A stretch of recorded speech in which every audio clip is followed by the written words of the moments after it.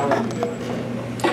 Feeling great right now. Just had a bye week, so good time, talk to the family, went to my friend's house, enjoyed the time with them, and it was a good time to just relax and watch a couple games. Well, I kind of want to, flash back to the past a little bit. Last year you guys fell to Ohio State by 1 point, then you headed into Michigan State.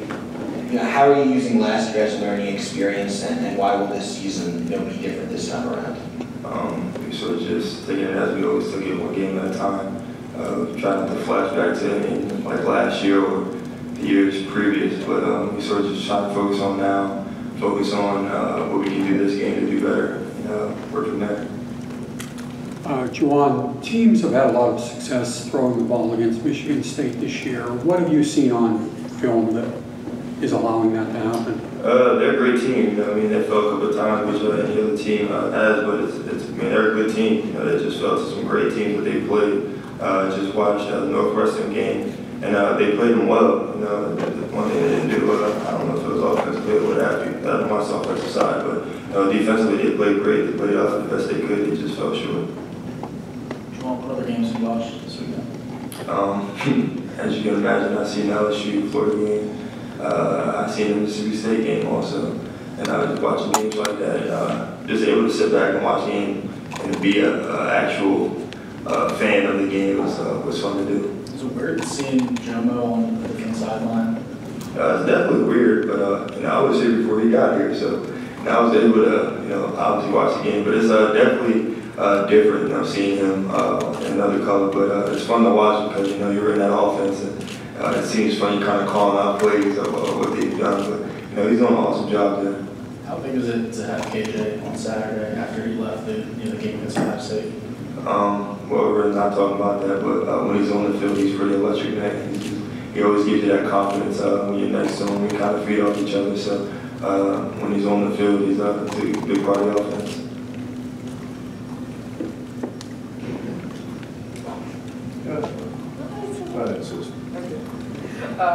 It was such a weird scenario last year with you guys in that 3.5-hour lightning delay.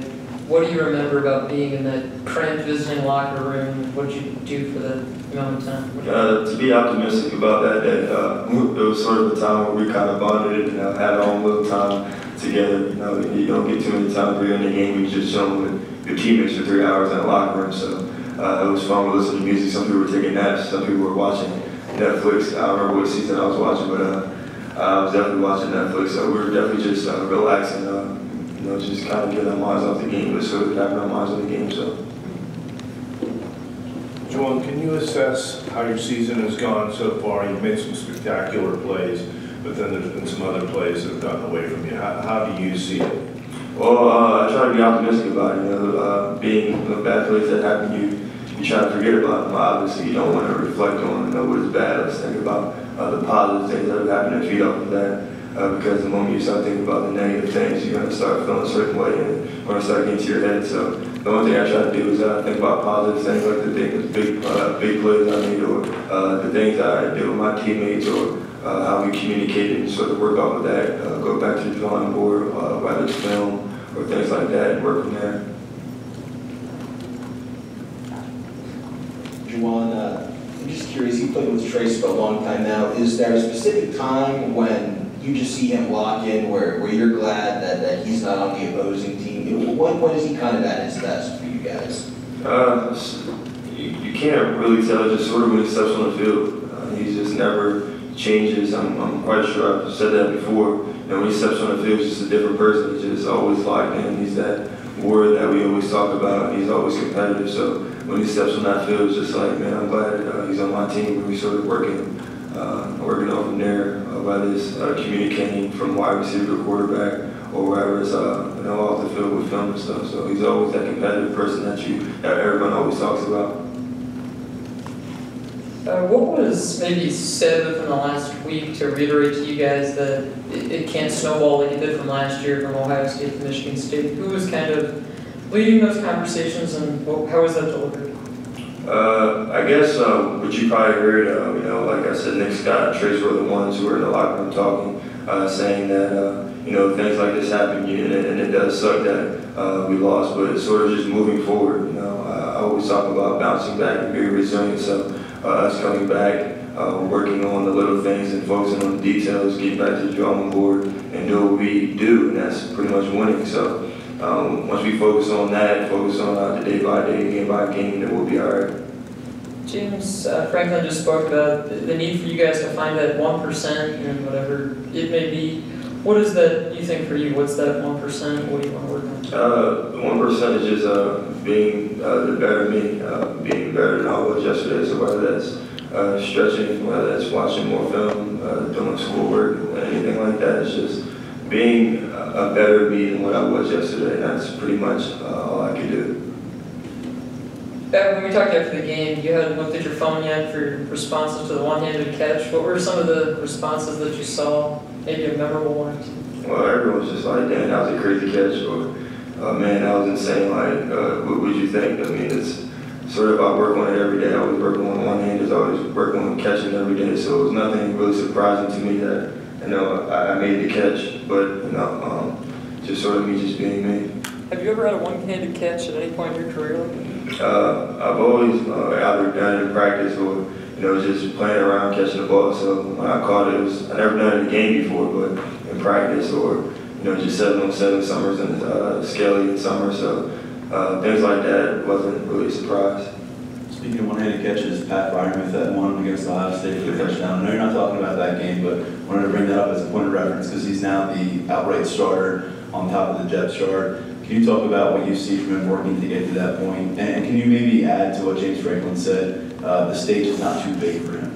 Yeah, I agree. The stage isn't too big for him, but he was kind of nervous getting into it because what kind of freshman have those years. But he came in confidence. In the summertime, I seen some of that you really don't see from a freshman. He was very mature, very cool, calm, collected, and I was very happy that he was a starter. I had complete confidence in him, and I was good to be beside him when he was taking those snaps and doing things he did on this past Saturday.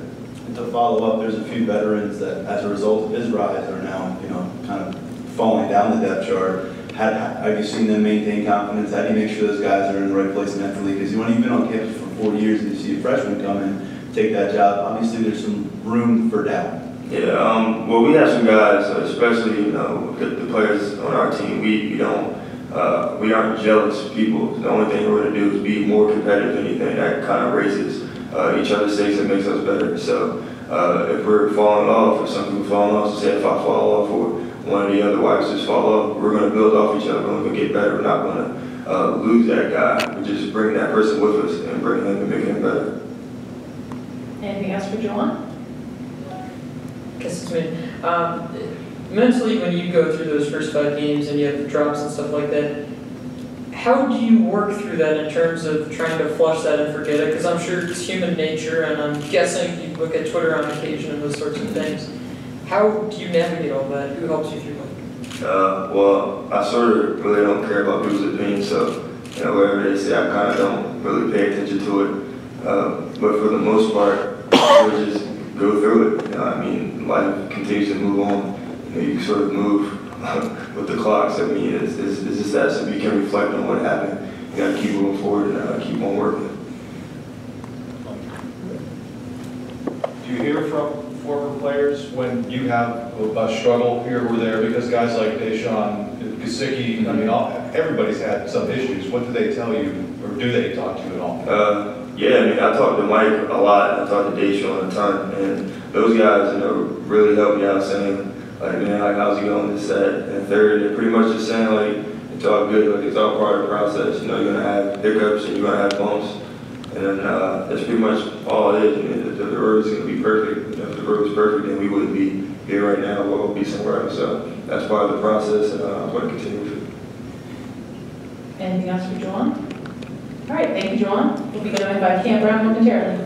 Thank you. Really first.